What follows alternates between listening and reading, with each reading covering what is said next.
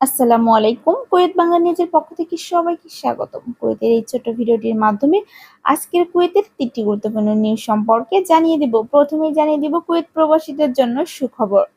আজকে কুয়েতের টাকার রেট সর্বোচ্চ। কুয়েতি একদিনের সমান বাংলাদেশি টাকা ৪০০ টাকা।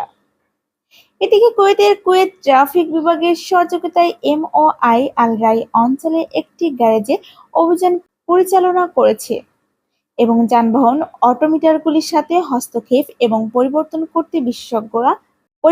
করতে বিশেষজ্ঞ দুজনকে গ্রেপ্তার করা হয়েছে।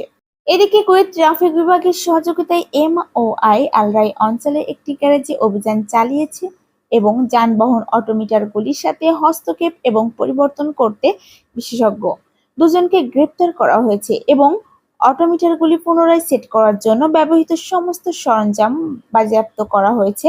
বাণিজ্য মন্ত্রণালয় থেকে গ্যারেজটি বন্ধ করে দেওয়া হয়েছে। খবর প্রকাশিত আইমান ম্যাট। এদিকে কুয়েত প্রবাসী বা কুয়েতগামীদের জন্য দারুণ আরেকটি সুখবর। বাংলাদেশ থেকে আরো জনবল নেবে কুয়েত। রাষ্ট্রপতি মোহাম্মদ শাহাবুদ্দিন কুয়েতকে বাংলাদেশ থেকে আরো দক্ষ ও আধা দক্ষ জনশক্তি নেওয়ার আহ্বান জানিয়েছেন, ইউএনবি রিপোর্ট করেছে।